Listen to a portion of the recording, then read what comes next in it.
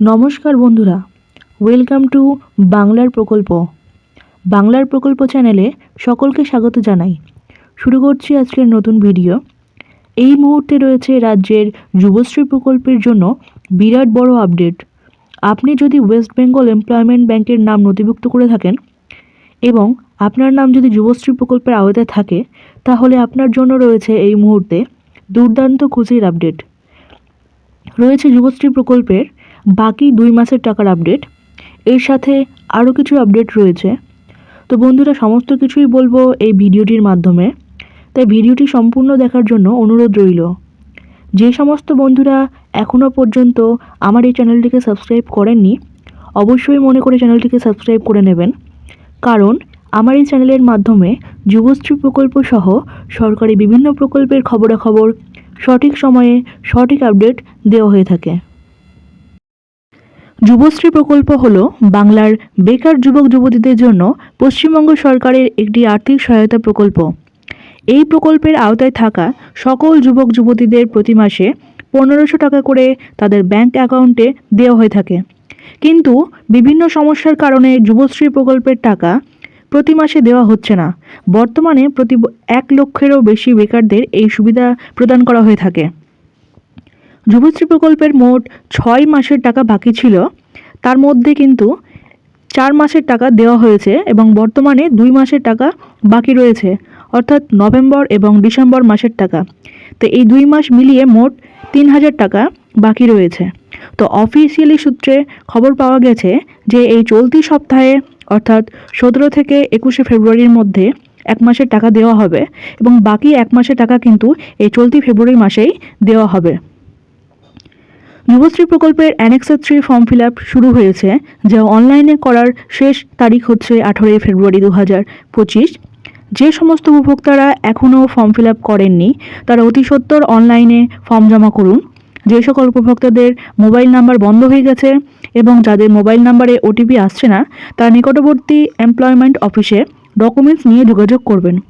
অফিসে গেলে সেখান থেকে কিন্তু ফর্ম ফিল আপ করিয়ে দেওয়া হবে এবং মোবাইল নাম্বার পরিবর্তন করার জন্য একটি আবেদনপত্র জমা করতে হবে।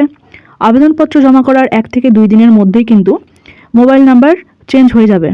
তো হাতের বেশি সময় নেই, তাই এই কাজটি তাড়াতাড়ি করুন, না করলে আপনার যুবশ্রী ভাতা বা বেকার ভাতা চিরকালের জন্য বন্ধ হয়ে যাবে।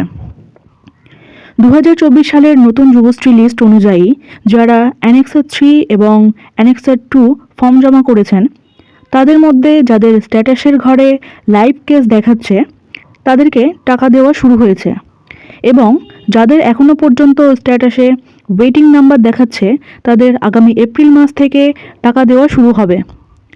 সরকারি বিভিন্ন রিপোর্ট অনুযায়ী জানা গেছে অনেক যুবক যুবতীদের নাম বাদ দেওয়া হয়েছে, অর্থাৎ যে সমস্ত যুবক যুবতীরা একই পরিবারের অনেক সদস্যরা টাকা পাচ্ছিলেন, তাদের মধ্যে যে কোনো একজনকে টাকা দেওয়া হবে আর বাকিদের নাম কিন্তু সেই তালিকা থেকে বাদ দেওয়া হবে।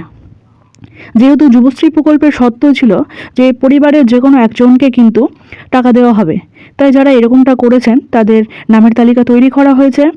খুব শীঘ্রই তাদের মোবাইল নাম্বার SMS করা হবে।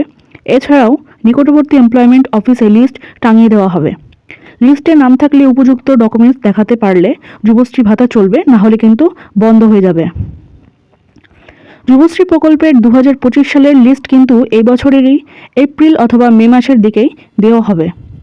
যে সমস্ত উপভোক্তারা 18 ফেব্রুয়ারির মধ্যে অনলাইনে অ্যানেক্সার 3 ফর্মটি জমা করতে পারবেন না, তাদের জন্য অফলাইনে কিন্তু ফর্ম ফিল আপ চলবে।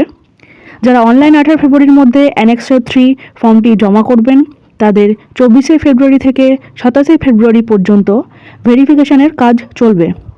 ভেরিফিকেশন করার পরে যাদের অবজেকশন লিস্টে নাম থাকবে তাদের 4 মার্চ তারিখে মোবাইল নাম্বারে SMS করা হবে।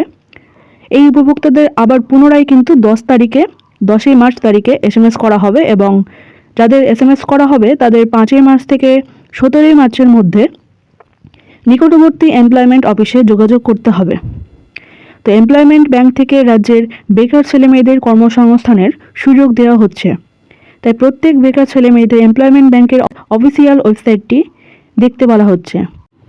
তাই প্রত্যেক ছেলেমেয়েরা অবশ্যই এমপ্লয়মেন্ট ব্যাংকের অফিসিয়াল ওয়েবসাইটে অবশ্যই নজর রাখবে। তো বন্ধুরা, এই ছিল আজকের আপডেট। ভিডিওটি ভালো লাগলে অবশ্যই লাইক করবেন এবং চ্যানেলটিকে সাবস্ক্রাইব করে পাশে থাকবেন। ধন্যবাদ।